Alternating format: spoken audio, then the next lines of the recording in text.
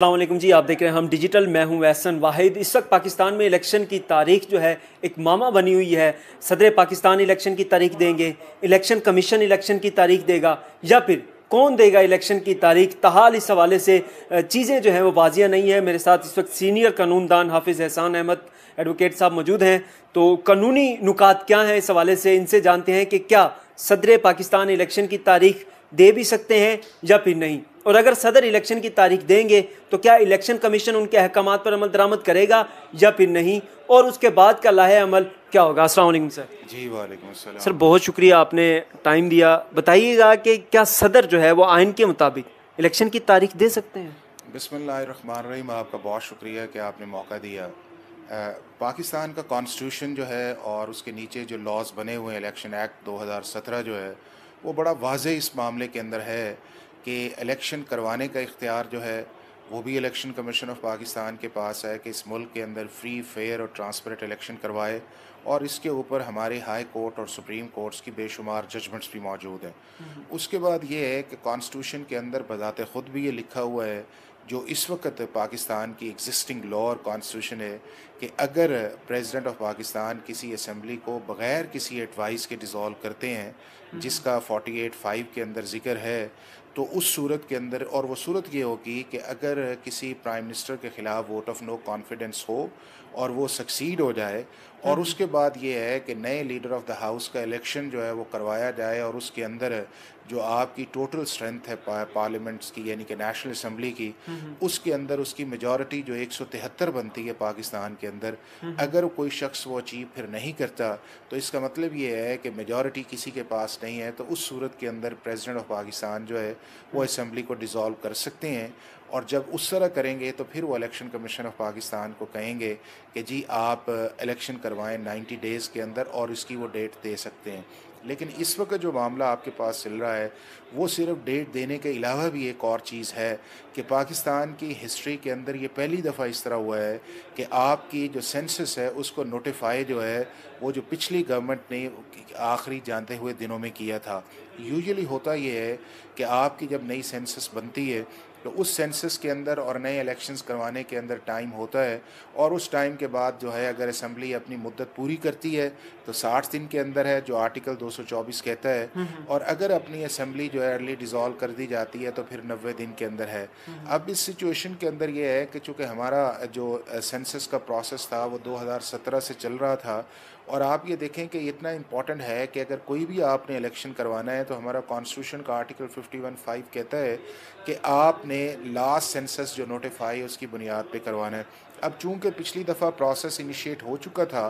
तो उसके ऊपर फिर पार्लियामेंट ने एक 24वीं आइनी तरमीम की, और उसके अंदर ये आया कि जो 2017 के अंदर उन्होंने किया कि 2018 का जो इलेक्शन है वो 2017 की प्रोविजनल सेंसस रिज़ल्ट्स की बुनियाद पे होगा, और वो इलेक्शंस हुए। उसके बाद जब ये सेंसस चलनी शुरू हुई तो फिर सारी पॉलिटिकल पार्टीज़ ने इसके अंदर कहा, किसी ने कहा कि जी ठीक काउंट नहीं किया गया, किसी ने कहा कि एक्सेस नहीं है। फिर 2021 के अंदर जब पीटीआई की गवर्नमेंट थी तो सीसीआई के अंदर ये फैसला हुआ कि इन सारे इश्यूज़ को एड्रेस करने के लिए ज़रूरी ये है कि हम इसको डिजिटल सेंसस की तरफ जाया जाए। उसके बाद वो डिजिटल सेंसस का प्रोसेस हुआ, उस प्रोसेस को जल्दी मुकम्मल हो जाना चाहिए था,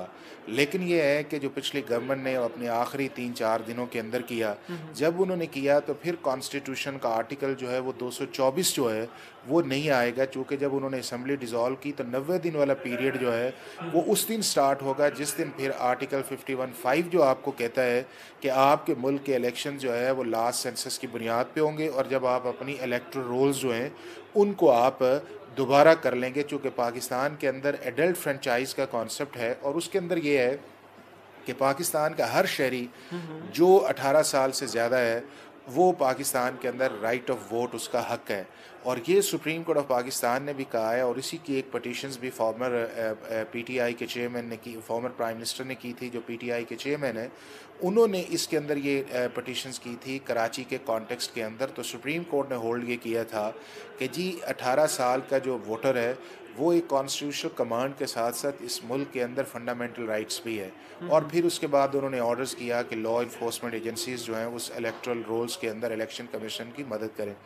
अब ये है कि 51(5) का प्रोसेस जो है वो इलेक्शन कमीशन ऑफ पाकिस्तान ने शुरू कर दी है, और वो उसके साथ जो सेक्शन 17, 18, 19 और 20, 21 हैं उसके मुताबिक उन्होंने किया है, और 120 दिन का है। अब 120 दिन के बजाय उन्होंने 30 नवंबर उसकी डेट दे दी है, पहले उसकी 14 दिसंबर थी। अब ये है कि जब वो प्रोसेस 51(5) का मुकम्मल होगा तो उसके बाद जो है वो 90 दिन का पीरियड स्टार्ट होगा, जिसकी असल कंट्रोवर्सी जो है वो आर्टिकल 224 के नीचे की जा रही है। अब जब वो प्रोसेस मुकम्मल होता है उसके बाद फिर ये आएगा कि क्या कौन है जो डेट दे सकता है, और वो ये है कि कॉन्स्टिट्यूशन के अंदर भी मैंने जिस तरह आपसे गुजारिश की कि यही है कि इलेक्शन कमीशन ऑफ पाकिस्तान की रिस्पॉन्सिबिलिटी है, और फिर जो 222 आर्टिकल है उसके नीचे जो है लॉज बने हैं वो आपका इलेक्शन एक्ट है, जिसके अंदर प्रेसिडेंट ऑफ पाकिस्तान का पहले कंसल्टेशन प्रोसेस का एक रोल था कि जी आप इलेक्शन कमीशन के साथ मिल के डेट भी दे सकते हैं, और अगर कुछ शेड्यूल आता है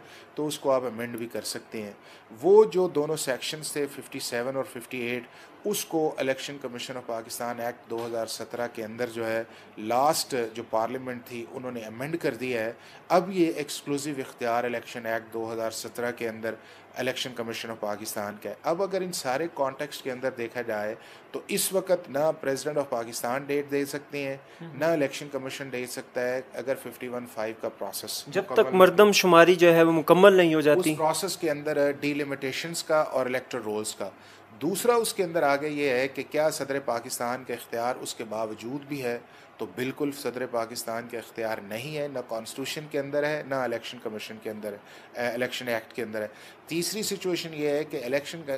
जो कमीशन है ECP जो हमारा है उसको क्या करना चाहिए, उसको फौरी तौर के ऊपर जिस वक्त 51(5) का प्रोसेस मुकम्मल हो उन्हें डेट दे देनी चाहिए, और वो डेट जो है 90 डेज़ के अंदर आनी चाहिए, ताकि जो इलेक्शन प्रोसेस है उसकी जो कॉन्स्टिट्यूशन मैंडेटरी रिक्वायरमेंट उसको पूरा किया जाए। उसके बाद जो चौथा इंपॉर्टेंट चीज़ है वो ये है कि इस सारे सिनेरियो के अंदर जानते बूझते भी एक ऐसी चीज़ जो है जो पाकिस्तान की तमाम पॉलिटिकल पार्टीज़ को भी पता है कि सेंसस के होते हुए, उस प्रोसेस के होते हुए इलेक्शन शेड्यूल नहीं किया जा सकता। जानते बूझते इस चीज़ के अंदर कि इलेक्शन एक्ट के अंदर भी प्रेसिडेंट की पावर नहीं है, और जो हमारी असम्बली है वो भी प्रेसिडेंट ने अपने ओन इनिशिएटिव पे डिज़ोल्व नहीं की, वो 58(2) के नीचे आई है कि अगर कोई प्राइम मिनिस्टर अपना vote of no confidence succeed उसके ख़िलाफ़ होती है और नया है। और तीसरी चीज़ इसके अंदर इम्पॉर्टेंट चीज़ ये है कि अगर इन सारी चीज़ों को इकट्ठा करके पढ़ा जाए तो अल्टीमेट ये आएगा कि प्रेसिडेंट ऑफ पाकिस्तान का कोई इख्तियार नहीं। और आपने ये देखा कि जब प्रेसिडेंट ने लेटर डाला तो इलेक्शन कमीशन ने भी रिस्पांस किया और उन्होंने कहा आपका इख्तियार नहीं है, लॉ मिनिस्ट्री ने भी कहा कि आपका इख्तियार नहीं है, और अब भी अगर प्रेसिडेंट ऑफ पाकिस्तान करेंगे तो मैं ये समझता हूँ कि वो एक्सीड ऑफ जुरिस्डिक्शन वाला मामला आएगा, इंटरप्रटेशन ऑफ जुरिस्डिक्शन वाला नहीं आएगा। चूँकि बुनियादी चीज़ ये है कि अभी 51(5) का प्रोसेस भी है, उसके होते हुए किसी भी शख्स के पास कोई अथॉरिटी नहीं है कि वो दे के, और वो कॉन्स्टिट्यूशन की 51(5) की जो प्रोविजन है उसका ओवर राइडिंग इफेक्ट है जो आर्टिकल 224 के नीचे, जिसका 90 दिन का जिक्र किया गया है। दूसरा ये है कि अगर वो करते हैं तो इलेक्शन कमीशन उसी तरह फिर जवाब देगा, और किसी भी प्रेसिडेंट ऑफिस के लिए ये डिस्ग्रेसफुल है कि उसके लेटर को या उसकी कोई चीज़ को इस तरह कंसीडर किया जाए। लेकिन इम्पॉर्टेंट ये है कि प्रेसिडेंट ऑफ पाकिस्तान को इसके अंदर रिस्ट्रेन करना चाहिए, जो प्रोसेस चल रहा है उसे करना चाहिए। हाँ, ये कहना चाहिए कि जब इलेक्शन कमीशन ऑफ पाकिस्तान 90 दिन की डेट न दे उस प्रोसेस मुकम्मल होने के बाद, तो उन्हें रिमाइंड करवाए कि यह आपका कॉन्स्टिट्यूशनल ऑब्लिगेशन है, और ये उनका जो रिमाइंडर है वो सुप्रीम कोर्ट ऑफ पाकिस्तान भी अपने बार बार फैसलों में दे चुकी है।